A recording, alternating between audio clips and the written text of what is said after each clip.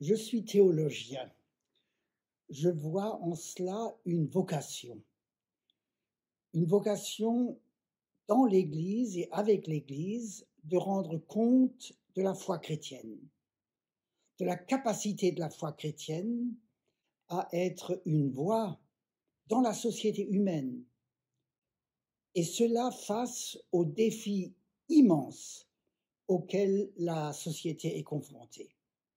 Et il ne s'agit pas de fuir ces derniers, mais il s'agit d'attester en face d'eux la puissance victorieuse de Dieu sur toutes les formes de mal.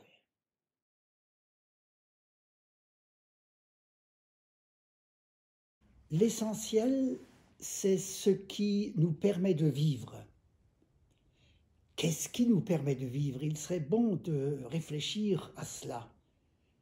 Il y a d'abord, évidemment, un essentiel élémentaire, celui pour lequel nous prions dans le Notre Père quand nous disons « Donne-nous aujourd'hui notre pain de ce jour ». Le pain quotidien, c'est quoi? C'est d'avoir à manger, d'avoir à se vêtir, d'avoir un toit au-dessus de la tête, des chaussures aux pieds. C'est pour un enfant d'avoir une maman ou un papa, ou en tout cas quelqu'un pour prendre soin de lui. C'est d'avoir un médecin, un hôpital, une pharmacie. Donc cet essentiel élémentaire, c'est tout ce qui a trait à la santé. Mais il n'y a pas que la santé. Il y a aussi le travail. Le travail non seulement comme gagne-pain, mais comme moyen de nous réaliser et d'être reconnu pour cela. Et puis il y a les relations humaines, dans le couple, dans la famille, dans le voisinage, dans la société plus vaste. Ces relations humaines sont essentielles pour nous et font partie également de notre pain quotidien.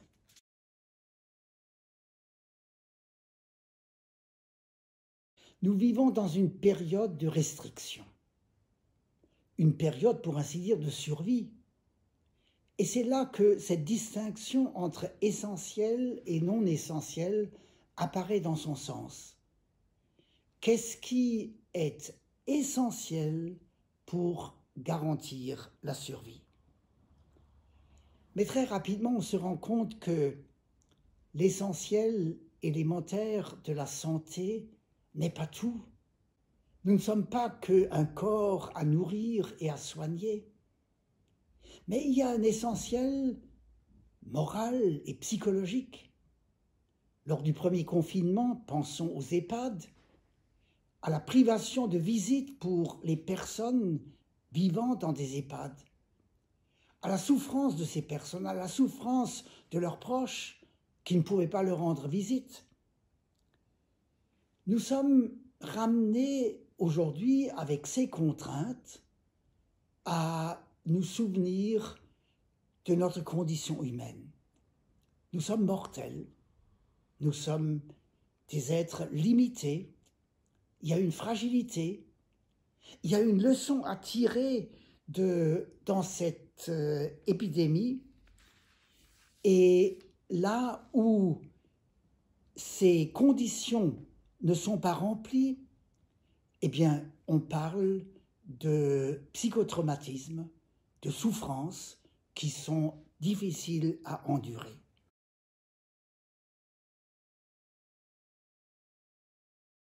Il y a dans cette question concernant la culture, est-elle un essentiel ou un non essentiel? Il y a là un piège. Le piège, c'est que, bien entendu, la culture est essentielle. Depuis l'école jusqu'à l'université, à ses lieux de formation, et jusqu'à la création artistique, littéraire, nous sommes privés de l'essentiel, de cet essentiel culturel. Et c'est là alors qu'il y a le piège, parce que nous tendons à nous lamenter à cause de cela. Or, c'est futile de nous lamenter. C'est une heure de vérité que nous vivons, en tant que société et en tant que personne individuelle. Une heure de vérité, c'est une heure de choix, de décision, c'est une heure d'épreuve, c'est une heure de tentation. La tentation, c'est de baisser les bras, de nous résigner, c'est de tomber dans la déprime, voire dans la dépression. Ou alors, à l'opposé, la tentation, c'est la révolte violente qui conduit à la casse et au chaos. Et nous avons des exemples de cela dans nos sociétés touchées par la pandémie. La question est donc de savoir, face à cette privation des biens culturels, de beaucoup de biens culturels, la question est de savoir est-ce qu'il y a une autre voie que une de ces deux voies extrêmes, nihilistes. Est-ce qu'il y a une voie constructive pour nous-mêmes et pour l'humanité?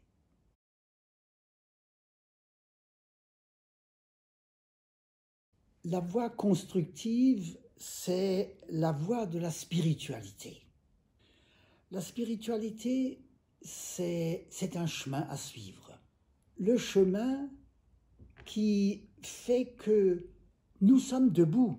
C'est ce qui nous permet de vivre, nous offre une nouvelle possibilité de vivre, nous offre une espérance.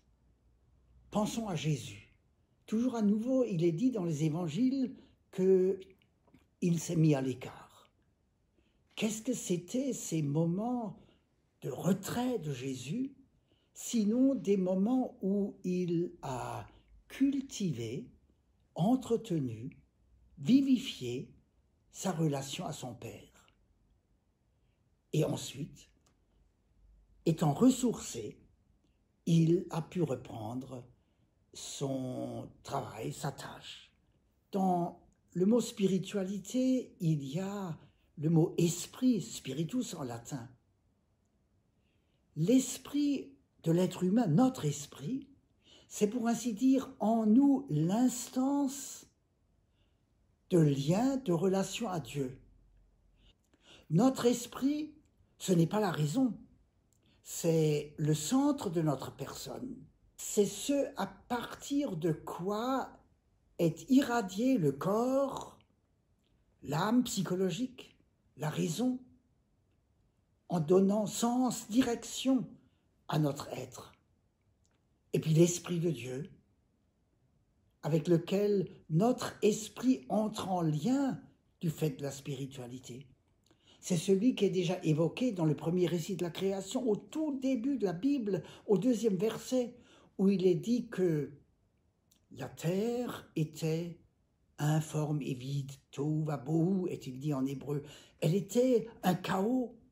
Et puis l'Esprit de Dieu se mouvait au-dessus de ce chaos. L'Esprit de Dieu, c'est l'Esprit créateur, c'est celui qui introduit son souffle dans le chaos pour faire de ce qui est un magma, pour en faire une puissance de créativité à partir de laquelle le réel va se construire.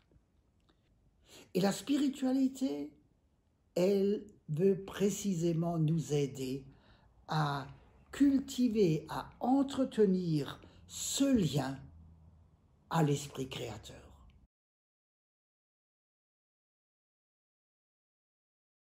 Et je dirais à ce propos 3 choses. La première, c'est que cette pandémie, elle aura son temps. Mais maintenant, pendant ce temps de la pandémie, il nous faut apprendre à durer. Il faut traverser cette période pour assurer le futur, notre propre futur, celui de nos enfants, celui de la création. La deuxième chose à dire, c'est que malgré les privations au plan de la culture, que de possibilités nous restent. Et cette période de confinement peut, à cet égard-là, être une période nouvellement riche pour nous. Et puis, il y a la troisième chose. Elle a trait à la spiritualité, à l'intériorité donc. L'intériorité, c'est ce que la civilisation oublie. Elle oublie qu'il y a un pilote. Le pilote, c'est chacun de nous. C'est la conscience morale. Mais l'intériorité, c'est plus que cela. C'est l'intériorité, c'est en dernier ressort notre lien à notre Créateur. Ce lien, il s'agit de le cultiver, de le nourrir, parce que c'est à partir de lui que notre vie aussi trouve son orientation. L'extériorité mise en épingle par la civilisation, elle n'existe pas sans l'intériorité. Notre civilisation, c'est celle, avec l'oubli de l'intériorité, de l'oubli de Dieu, de l'oubli de cette relation essentielle qui nous lie au Créateur. Et c'est alors dans ce contexte que la catastrophe sanitaire, mais plus généralement les catastrophes écologiques et climatiques, nous les vivons comme un choc, en tant qu'humanité et aussi en tant que personne. Un choc qui nous réveille, un choc qui nous invite en tant qu'humanité et en tant que personne individuelle à une refondation de la civilisation. Comme mot de la fin, peut-être ceci. En chaque début d'année, j'ai pris l'habitude de souhaiter une seule chose. Va à la source de la force, du courage, de la persévérance, de la confiance, de la joie, de l'espérance. C'est aussi mon vœu pour vous qui avez suivi ce moment de réflexion et de partage.